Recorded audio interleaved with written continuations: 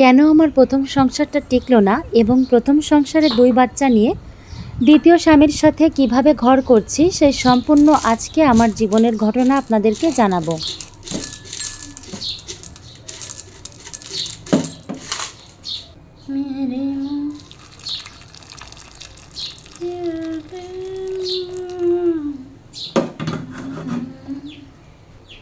এত আদরের সন্তান হওয়ার পরেও আব্বা আমাকে যে পরিমাণে কষ্ট দিয়েছি, আল্লাহ হয়তোবা তার শাস্তি দুনিয়াতেই আমাকে দেখিয়ে দিয়েছেন।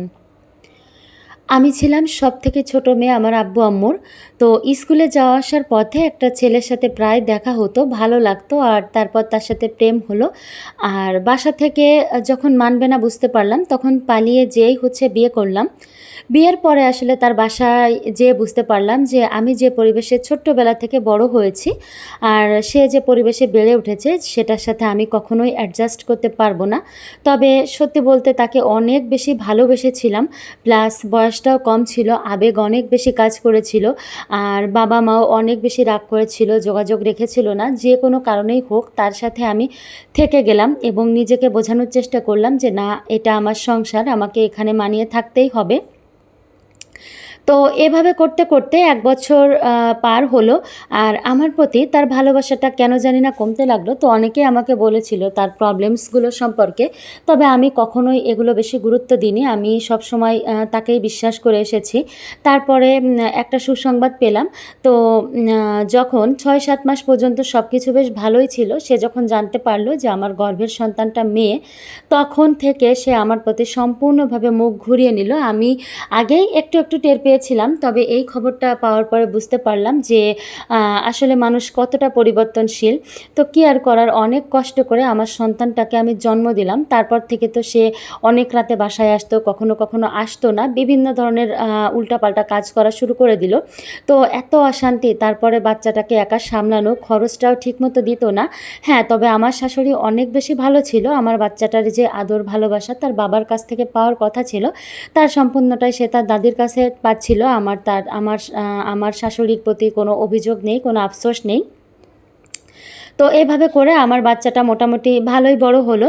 তবে আমার স্বামীর সাথে আমার আর কোনো কিছুই ঠিকঠাক হলো না। শুধু সংসার করতে হয় তাই করে যাচ্ছিলাম, বুকে পাথর চাপা রেখে। আর বাবা মাও আমার সাথে কোনো রকম যোগাযোগ করেনি।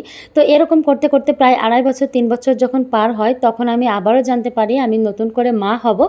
আর এরপর যখন ৬-৭ মাস হয়, তখন আমি জানতে পারলাম যে আমি আবারও দ্বিতীয়বারের মতো মেয়ে সন্তানের জননী হচ্ছি।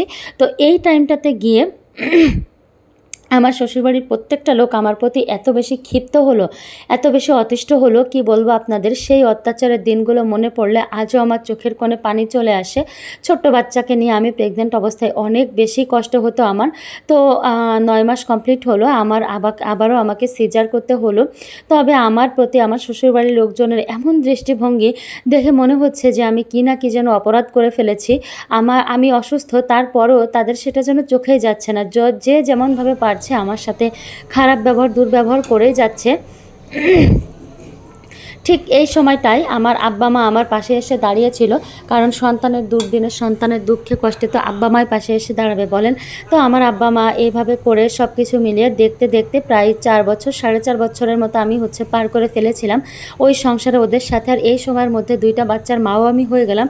তো আমার আব্বা মা যখন আসলে দেখলো যে না, আমার কোনোভাবেই আমি সুখী হতে পারছি না, আমার উপর তারা ফিজিক্যাল, মেন্টাল সকল রকম টর্চার করছে, তখন আমার আব্বা মা সিদ্ধান্ত নিল যে আমাকে ওখান থেকে ডিভোর্স করাবে। তো আমার আব্বা মা ডিভোর্স করিয়ে আমাকে তাদের বাড়িতে আনলো। তো এরকমভাবেই আমার আব্বা মা তো আমার পাশে এসে দাঁড়ালো। তবে আমার সন্তানেরা কী দোষ করেছিল আল্লাহর কাছে যে আমার সন্তানেরা তাদের বাবার ভালোবাসা থেকে বঞ্চিত হলো? আল্লাহ কেন আমার কপালে এরকম রাখলো? কেন এত আল্লাহ আমার কপালে দুঃখ রাখলো? তো ওই আপুটার এই কমেন্ট পড়ে আমার মনে অনেক বেশি বল এসেছিল, কষ্টের সাথে সাথে মনে অনেক বেশি বল এসেছিল। কেন জানেন? কারণ আমি যখন আমার আগের চ্যানেলটাতে জানিয়েছিলাম যে আমি দ্বিতীয়বারের মতো মা হচ্ছি, আমি কিন্তু অনেক বেশি কষ্টে ছিলাম।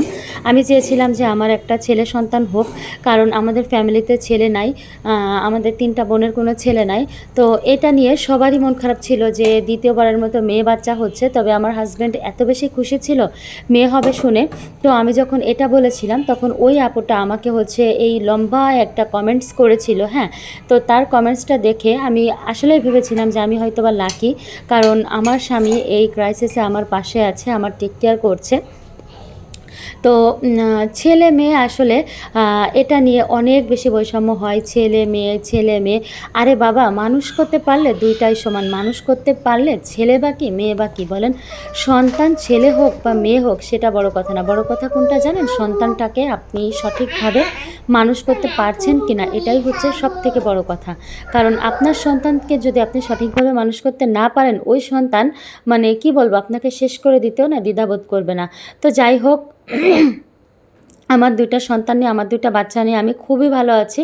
অনেক বেশি ভালো আছি। আপনারা আল্লাহর কাছে দোয়া করবেন আমরা যেন এইভাবে ভালো থাকতে পারি। আর আমার সন্তানরাও যেন সুস্থ থাকে এবং আমার স্বামী শুধু আমাকে ভালোবেসে আমার প্রতি যেন আসক্ত থাকে। তো যাই হোক, ভিডিওর একদম শেষ পর্যায়ে যদি ভালো লাগে প্লিজ লাইক, কমেন্ট করবেন। এতটুকুই তো চাই আপনাদের কাছে বলার। সবাই ভালো থাকবেন, সুস্থ থাকবেন। আল্লাহ হাফেজ। আসসালামু আলাইকুম।